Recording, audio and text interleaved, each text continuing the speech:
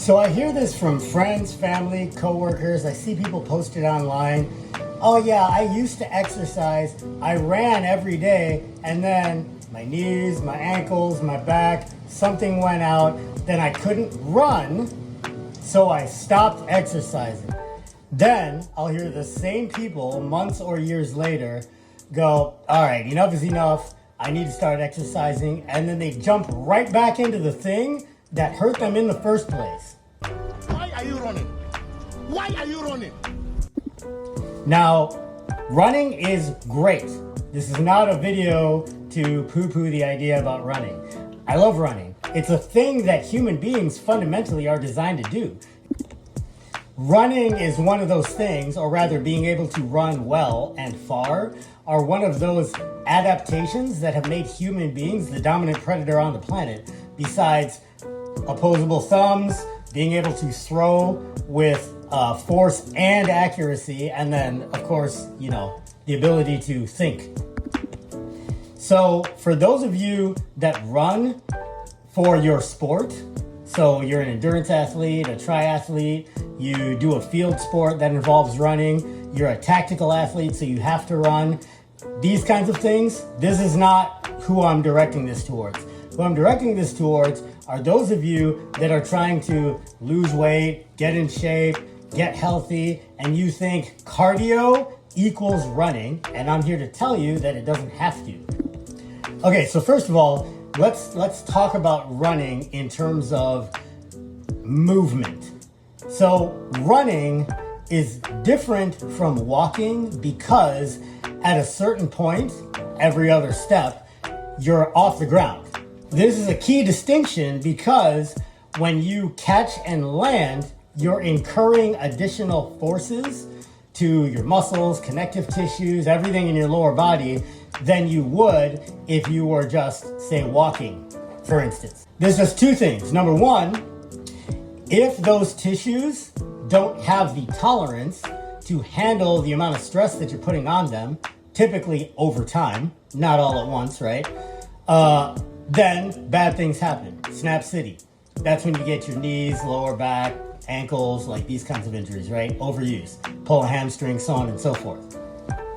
You incur a meaningfully greater amount of fatigue per unit volume of running versus other conditioning means. Okay, so that's really our issue, right? Is potential overuse due to forces incurred repetitively over time and stimulus to fatigue ratio, right?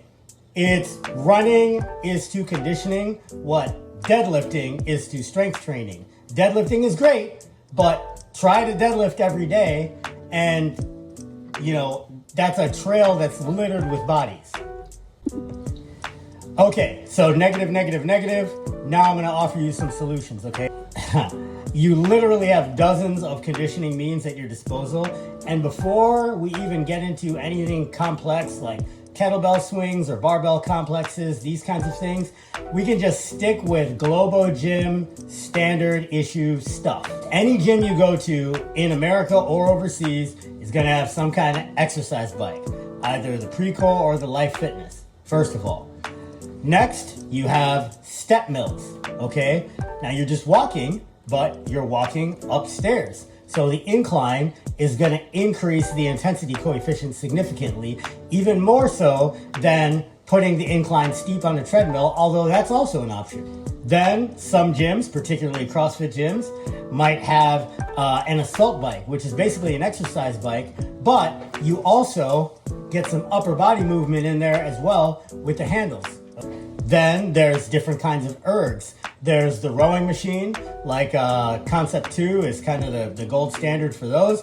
And then there's also the ski ergs. So if you haven't seen those, it's a machine basically that has two handles on ropes that hang from the device.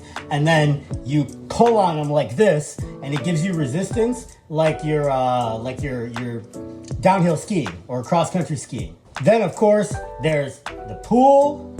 There's just walking with a little bit of extra load, so with a plate carrier, with a rucksack, or if you don't have either of those things, just with some sort of backpack that, you know, you can put like a milk jug in, or some textbooks, or something that weighs 10, 15, 20 extra pounds. So those are just some examples, and that's without even getting into talking about different means and methods. Like, do we do a interval or a fartlek style where we kind of move faster, then slow down, then faster, then slow down? Do we just straight up do a sprint rest type of deal? What distance domains are we going? What time domains are we going in? Are we training to a certain heart rate? I mean, there's so many different ways you can go about this. With any of these conditioning means, once you take running out of the equation, and you can get precisely the same training effect that you're trying to get from the running, except without the negatives of the additional forces incurred and the massive amount of extra fatigue that running has per unit volume over these other conditioning means. Now, all that said, if you are, and now I'm getting away from the office worker, if you are an individual, for instance, a tactical athlete, a soldier, a fireman, whatever, that you need to be able to run for your job or for your sport, then instead of completely replacing running, what you would do, what my recommendation was that I used for hundreds of soldiers that I trained, literally hundreds of soldiers, because I was a battalion regimental level master fitness trainer in the Army over years, is I would have a day. This is now taking a week training block, right? I would have 1 or 2 running days. Sprint day midweek, where we would go to the track and we would do 5, we'd warm up, do some mobility work, and then we would do, 5 to 7 all-out efforts with long rest times, right? To work on high-end speed and repeatability. Then later, 48 to 72 hours later, we might do a longer run, but again, not just long, slow distance, airborne shuffle. We would do, something like an interval, like a fartlek style, right? So last man up, or we pick up the pace to like 6-minute mile, then back it off to like 8.5, then pick it up to 6 and back it off to 8.5, right? In either case, what we're doing is we're training specific capacities, specific energy systems, and while we're doing that, we're being mindful of how we're moving, right?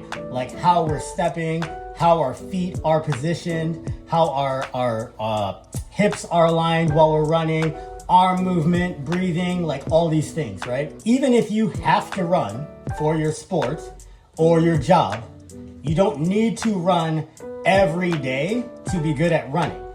You need to run some of the time to train the skill of running and to know what it feels like to utilize that skill under simulated circumstances for your job. So, for instance, getting off the drop zone, bounding to cover, Army physical fitness test, pulling somebody out of a burning vehicle, whatever the case may be, running to and then pulling stress shoots, running and then while your heart rate's elevated from the run, running under load.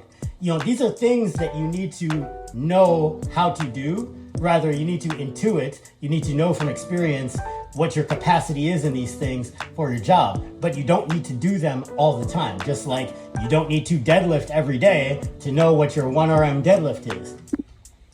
And then to reiterate, if you don't need to run for your job or your sport, and you're just trying to lose weight and be healthy, then you don't have to run, but you should be able to run if you need to. Stay in the fight. Why are you running? Why are you running?